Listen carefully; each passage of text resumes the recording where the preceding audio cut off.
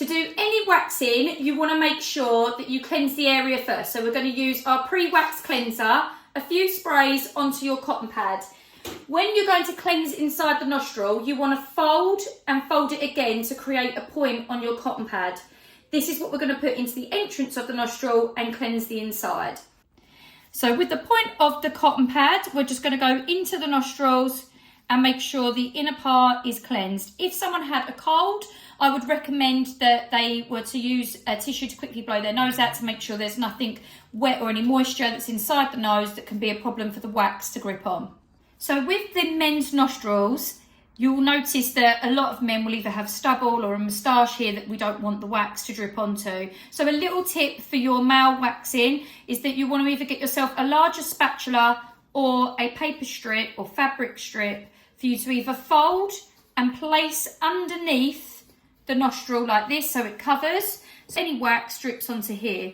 Obviously, if you don't want to cover the mouth, a larger spatula can be placed neatly over the top of the lip and just make sure that it covers any hair if the wax drips out onto the spatula. So we're going to go into the nostril by about that much. So the stick that we're going to use, which is our eyebrow spatula, we're not going to go all the way up the nose canal like this. It would actually be dangerous if we did that. We're only taking the entrance, so we're going in no more than this. A lot of people will say that you shouldn't have your nostrils waxed because the hair's there to protect your lungs from dust, dirt and bacteria. And as much as that is true, we are literally only taking some of the hairs out of the actual entrance and not all the way up the nose canal. We have hairs that grow all the way up and they're there to protect us from any dust, dirt and bacteria. So first of all, you want to make sure that you're using the hot wax and not strip wax. You want a little amount onto the end of the eyebrow spatula and you're going to go into the entrance of the nostril. I recommend going into the top part first and twisting the spatula roughly about 3 to 4 times. Hold in place and then make sure that the spatula or the strip is in place to make sure nothing drips out onto the hair that we're trying to keep. I would always recommend that you make sure in your eyebrow spatula pack that you're using the ones that aren't flimsy. Every now and again you'll find a flimsy spatula which could snap. So make sure it's a nice sturdy spatula that's going into the nostril that will obviously protect it from snapping when we go to pull. When we're testing that the wax is ready, we just want to make sure that we're pushing our finger against the outside, making sure it's nice and firm. If you feel that it's soft and you're seeing fingerprints or marks within the wax, then it needs to be left a little bit longer. If you pull the wax too soon, you'll just end up with what looks like chewing gum and stringing effect, which will hurt more than it'll actually be comfortable for them to get the hair out. If the wax hasn't actually gone onto the spatula and you know that it's starting to set, you can get them to remove the spatula away. If it is actually on the spatula, just tell them to release their hands and leave it exactly where it is, as when you go to pull this, all of the spatulas will move away in one go. Now, when it comes to waxing, we normally stretch the skin. So any surface that we touch, we would hold and support the skin to make sure that it's supported when we go to pull. With inside the nostril, we can't do that. So once it's set, you will see that as I go to move the spatula, the nose will move with it. If I was to pull this and not support the nose, it would actually hurt because it would yank the nose down. So to support and stretch the skin, we hold the bridge of the nose to keep the nose as firm and still as we can before we go to pull the spatula out. You want to make sure you've got a good grip of this spatula. For those that hold it down here or are using flimsy spatulas, you'll find that it'll either snap or slide out of your hand and end up pulling it and the wax will stay in.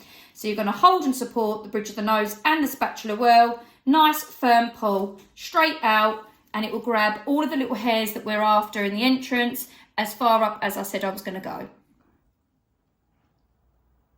With a nice scoop of hot wax, again just on the end of the spatula, we're now going to go to the bottom part of the nostril. So we're going to go into the entrance, twist 3 to 4 times and hold and support. Again, making sure that you've got protection there on the top part of the lip. The reason I use spatulas over the little cotton buds, which you will see that look like this, is because this is going to stop anything getting stuck inside the nostril. It's giving you support, yet still it's protecting you so you're not leaving anything inside the nose. When you see videos of people that are using these, what ends up happening is the wax will stick around the cotton wool. You go to pull it and then you leave with the cotton wool and the wax still into the nose and the sticks come away. This is why you should avoid using any of these when you're waxing the nostrils, and keep to either your eyebrow spatulas, or other techniques or option is filling the actual nostril with wax enough to then actually squeeze some out and use the wax as a handle instead. I recommend this over doing the other technique, because if you don't get the right amount of wax inside that nostril, you could end up having an issue with getting the wax out.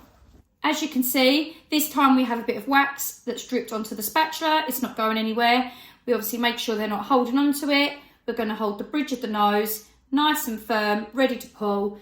Hand on the spatula, quick pull out, and it will come away all together in one piece.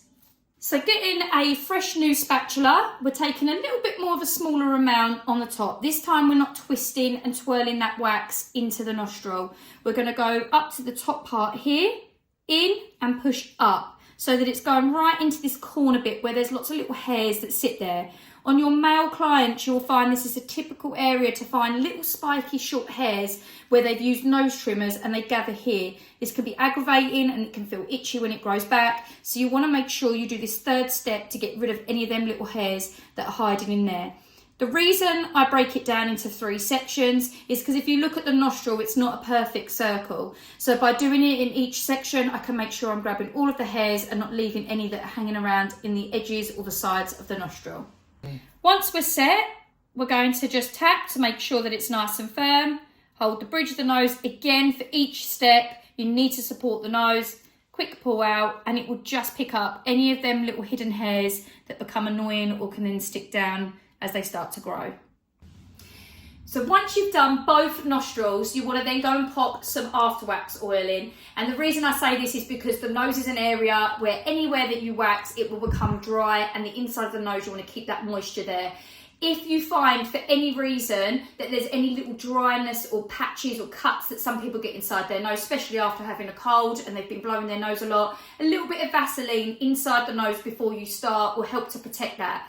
Afterwards, a couple of drops of your after wax oil can go onto the cotton pad, nice fresh pad in the middle. Where that oil sits in the centre, you want to then fold again, so you've got the point like we did at the beginning, and that is going to go into the in part of the nostril where you rub around the edge to make sure the moisture is back inside the nose.